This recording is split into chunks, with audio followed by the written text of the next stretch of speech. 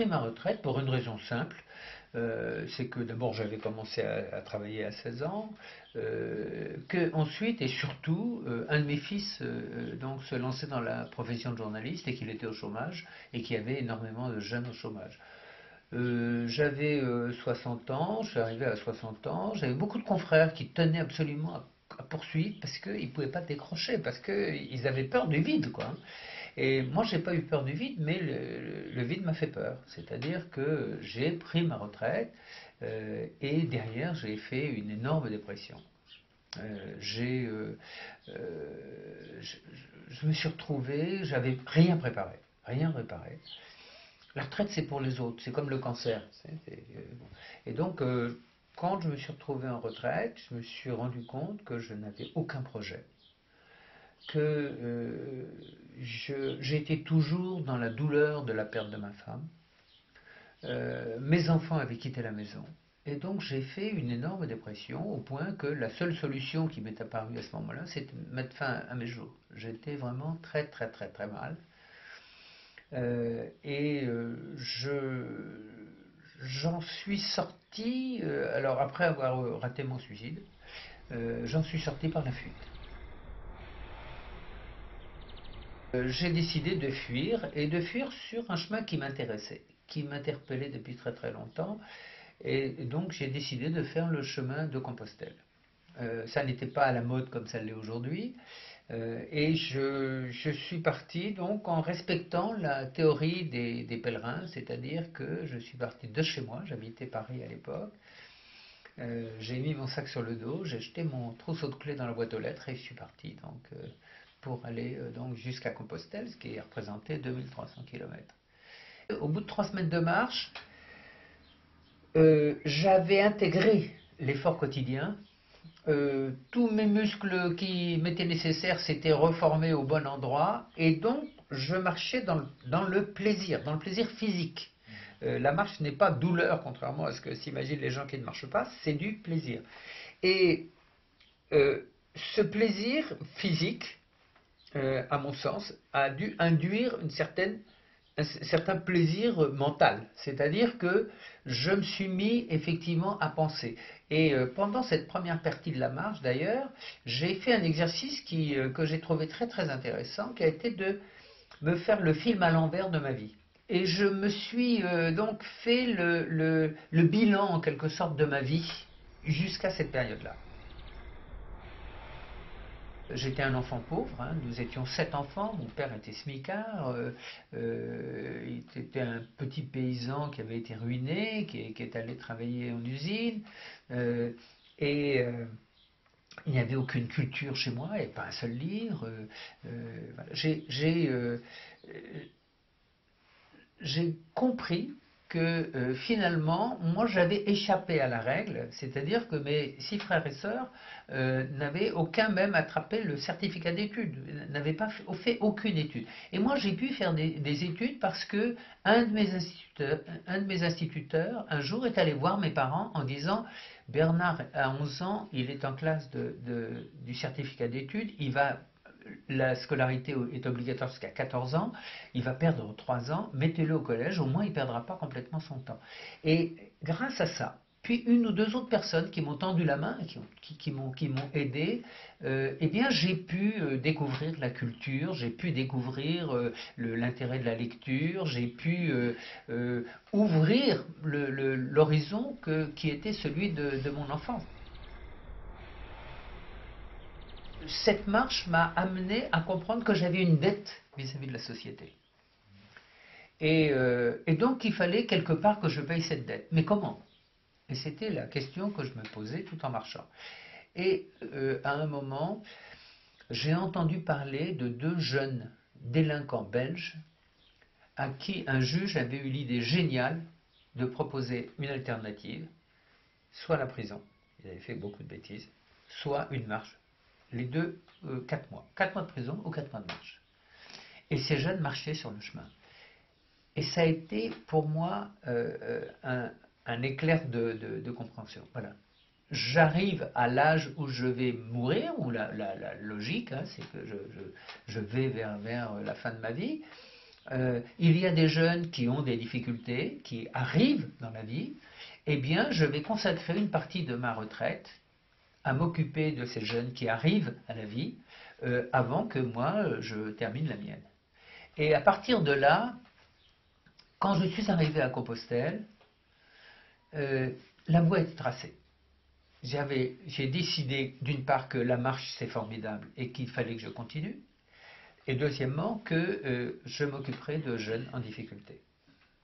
Et ensuite, eh bien, autant j'étais mal au départ, autant je suis dans le bonheur, puisque j'ai réalisé donc une marche totalement folle, qui était une sorte de première mondiale, qui a consisté donc à parcourir la route de la soie à pied depuis Istanbul jusqu'en Chine.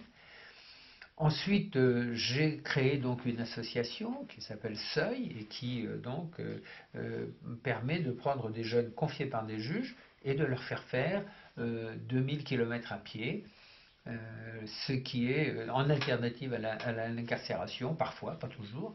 Et ce qui donc a rempli ma vie, m'a donné l'envie de continuer à vivre, ce qui n'était pas gagné au départ. Vous savez, cette notion de retraite est terrible.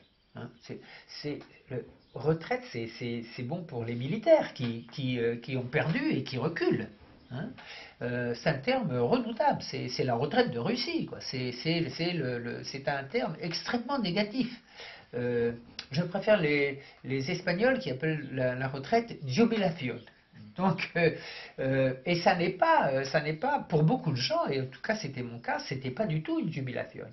C'était brusquement cette notion de. C'est pour ça d'ailleurs que je voulais mourir aussi. J'étais plus bon à rien. Je n'avais plus d'utilité sociale. J'étais une charge aux autres. Et je n'avais pas le moyen, et donc c'est pendant la marche que je me suis dit que je devais payer ma dette.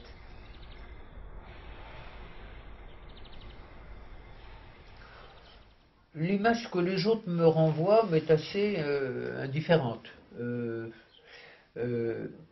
Ce qui a changé, c'est l'idée que je me faisais de la vieillesse. Je suis né à une période, en 1938, où dans les années 40, 45, quand j'ai commencé donc à apprécier un petit peu les choses, un homme de 60 ans était un vieil homme. Et donc je suis resté sur cette idée-là.